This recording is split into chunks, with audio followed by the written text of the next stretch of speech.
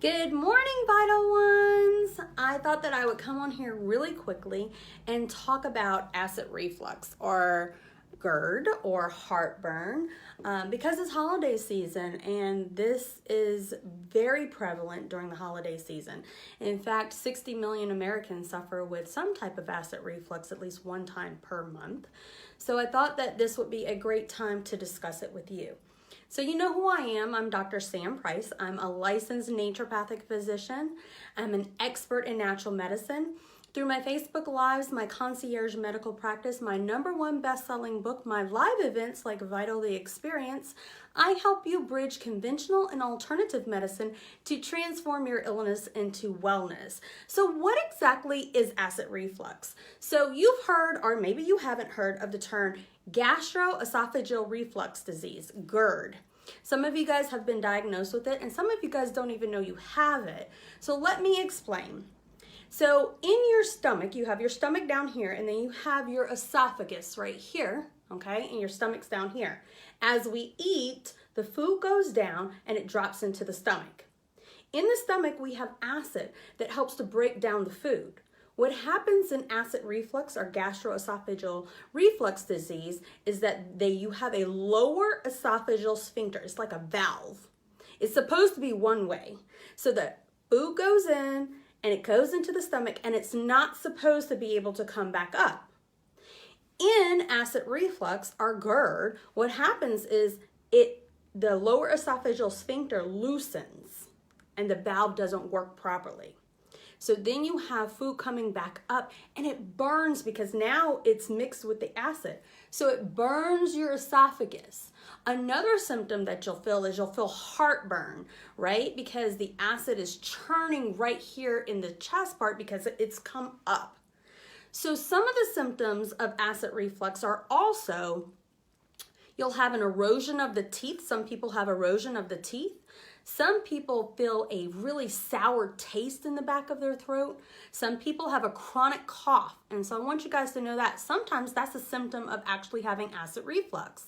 Some people have chronic asthma, and that's a symptom of acid reflux as well. But the most prevalent, of course, is a burning in the throat or burning in the chest called heartburn. All right, so those are some of the symptoms that you can feel from acid reflux. Hi, whoever just joined us. So what I want to talk about is what are some of the causes of acid reflux and how do we treat them conventionally as well as alternatively. So I want you guys to know that the most vulnerable people to have acid reflux would be one, smokers. One, smoking damages the mucosal membranes. It also increases acid production, which of course is then going to make the acid reflux worse, right? It also decreases or loosens that lower esophageal sphincter. So smoking is really not a great thing, especially if you have acid reflux, okay? Also, if you're overweight, it presses on the diaphragm and it also increases your chances or your risk factors for having acid reflux. Eating large meals, because as you're eating these large meals, the acid is like, okay, what am I supposed to digest first? And then stuff comes up. So eating large meals, laying down, especially after eating these large meals. Also wearing tight clothes around specifically the abdominal area can be a risk factor for having acid reflux. And we also know that pregnancy, specifically in the 2nd and the 3rd trimesters, is when you might experience acid reflux because your diaphragm, the baby's growing, you've got hormones going on. So that also women can experience acid reflux in the 2nd and 3rd trimesters specifically. So how do we manage acid reflux? So let's talk about conventional first. So #1 is an antacid. I think everybody has heard of Tums. That's a great example. So what Tums is doing is it's actually neutralizing the acid. It's like saying, okay, let's make, instead of acid, instead of basic, let's neutralize it. All right, so Tums does a great job of quelching that acid right there on the spot. It's immediate. All right. #2 is conventional medicine would use an H2 blocker, a hydrogen blocker. So that's going to be used preventatively. You would need to take that like 20-30 minutes before you eat. And that is going to help decrease the acid that's being produced. Hey, Jason, nice to have you on. I'm talking about acid reflux. The third thing that conventional medicine would use is a protein pump inhibitor, and that's for when you're having severe acid reflux or heartburn. This actually makes it so that you're not producing the acid at all within your stomach. I kind of disagree with that because we need the acid to actually break down the food. Okay, so the three conventional ways they would do it is antacids, which is going to neutralize the acid and work right there on the spot. Number two would be an H2 blocker, a hydrogen blocker, which is going to decrease the acid, and it needs to be used preventatively. You need to know when to use it. And then number three would be a protein pump inhibitor, which is going to basically not have you produce the acid so that you can actually eat and not have the acid reflux. So let's talk about what we would do naturopathically, because that's what you're on here for. That's what I'm known for, so that's what you want to know, right? Right? Okay, so one, let's talk about the foods, because there are foods that you're eating that make it worse. So if you have acid reflux, there are some foods that you need to avoid. These foods that I'm talking about specifically loosen that lower esophageal sphincter that I'm talking about. And when you're loosening it, you're making it so that the valve allows the food to come back up, which has acid in it. Okay, so what we want to do is we want to avoid chocolate as much as possible, tomatoes as much as possible, onions, specifically raw onions, garlic, citrus, grapefruit, oranges. That includes the juices, guys. What else did I find? Fatty foods, of course, increase it. And sometimes some people don't do well with spicy foods that have acid reflux as well. As far as beverages, tea, coffee, alcohol, and those juices that I was telling you about, citrus juices, those don't work well. Some people can actually have alcohol, tea, coffee, and it not trigger their acid reflux, but you should know you'll be able to drink it and tell, right? The other thing that I want you to know about beverages is also carbonated beverages tend to also loosen the lower esophageal sphincter. So carbonated, even like your sparkling waters, anything with carbonation tends to loosen that esophageal sphincter. So if you're having an issue with acid reflux, try some of the lifestyle modifications that I'm telling you about first, okay? 60 million Americans suffer with some type of acid reflux at least one time per month. If you're experiencing it 2 times per week, I suggest that you go see your doctor, because chronic acid reflux or GERD can lead to inflammation, it can lead to scarring, it can lead to something worse called Barrett's esophagitis, or also esophageal cancer, and you want to make sure that a doctor is following you. All right, let's go back to natural treatments, because I wasn't done. You need to eat fewer meals. So not larger meals, smaller meals more frequently. That will digest better, help the acid do what it's. So we want to do, you want to eat 3 to 4 hours before bed. So what we know is that when you're sleeping, when you're laying down, salivary enzymes tend to neutralize the acid.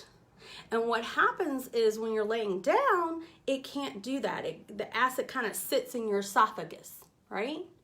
And also, if you're laying on your left side as opposed to laying on your right side, there's less frequency of acid reflux.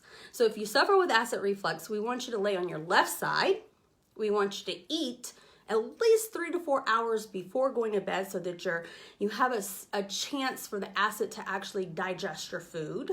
We also know that if you put a wedge pillow behind you when you're sleeping, or prop your head of your bed on canisters about 6 inches, that helps to properly position you so that the acid is actually going down, because we don't swallow as much when we're sleeping, so therefore the salivary enzymes that help to neutralize the acid aren't working as well. So not prop yourself up on several different pillows, because doing that actually makes you not at a proper position. It's actually a wedge pillow that you want to use. What else did I want to tell you? Another thing that we use in naturopathic medicine is licorice. Licorice actually helps to strengthen the lower esophageal sphincter, so you're actually helping the root cause of the problem.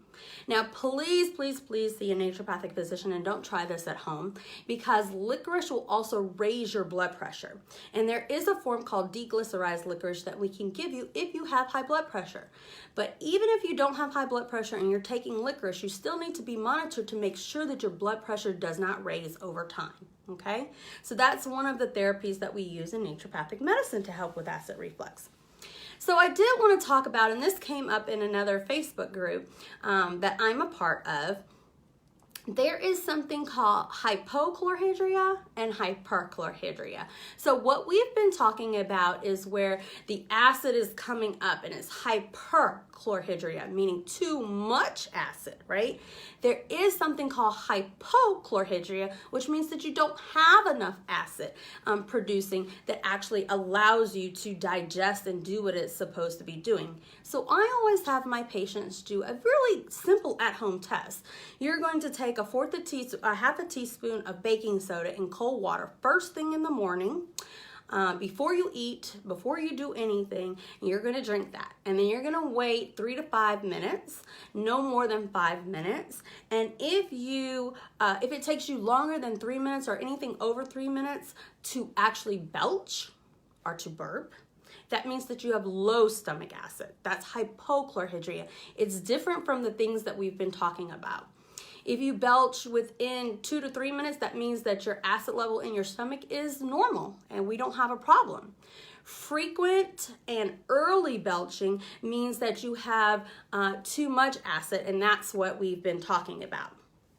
So that's a way to tell the difference between hypo and hyperchlorhydria.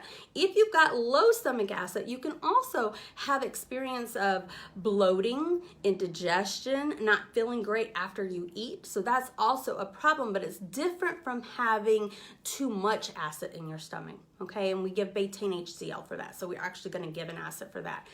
Once we can tell whether or not you have hypochlorhydria, then we go on to test further by giving you the HCl and seeing whether or not it really is hypo or hyper. Another thing that we suggest is that, one, of course, you don't smoke, and I gave you those reasons already. Don't wear tight clothes. You can lose some weight to help with your acid reflux. So let me go back over this really quickly for you guys. So acid reflux is actually when the lower esophageal sphincter is like a valve, right, is actually loosening. It's supposed to work as a one-way valve where the food goes in, drops down into your stomach area, and then you digest, right? What happens is somehow or another that lower esophageal sphincter, or that valve, is loosening and the food's coming back up. That causes burning right here in the esophagus and also possibly heartburn. So those are the symptoms that you're feeling. You can also have a sour taste in the back of your mouth, tooth erosion because the acid is getting onto the teeth. You can also have a chronic cough or chronic asthma. Those are some of the symptoms of acid reflux. Most vulnerable would be smokers because it's loosening the lower esophageal sphincter, it's damaging the mucosal membrane, and it's increasing acid secretions. Pregnancy, second and third trimester as well. Overweight, eating large meals, and especially lying down after those large meals, and wearing tight clothes. So in conventional medicine, to repeat, you would do an anti-acid, which would quench it like that because it neutralizes the acid, or an H2 blocker, hydrogen blocker, which would decrease the acid, but you would need to do that ahead of time. It's a prevention type of thing. And then a protein pump inhibitor, which stops the acid production. In naturopathic medicine, we use dietary means, so you would avoid certain foods like tomatoes, citrus fruits, fatty foods, chocolate. Peppermint is huge. I forgot to mention that. Peppermint.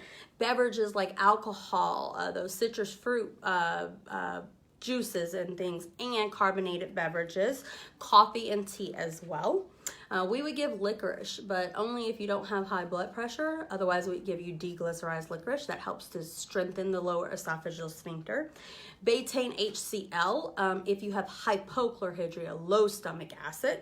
And then raising the foot of the bed 6 inches or doing a wedge pillow would also help. Losing weight, not wearing tight clothes, and not smoking, and avoiding those spicy foods. So I hope that this has been helpful. If you have any questions, drop them in the chat below. I'll be happy to answer them for you. I hope you guys are thinking about coming to the epic 2-day wellness retreat in Punta Cana, Dominican Republic. It's called Vital, the Experience. I'll drop the link in the comments. If you need more information, you can go to drsamnd.com. And I'm also Dr. Sam ND on all social media. I have plenty of videos for you to see. I would love to connect with you. I'm Dr. Sam Price. I'm a licensed naturopathic physician. I'm an expert in natural medicine. Through my Facebook Lives, my concierge medical practice, my #1 best-selling book, my live event, Vital, the Experience, I help you bridge conventional and alternative medicine to transform your illness into wellness. It's been my pleasure, and I hope to talk to you soon. Bye-bye.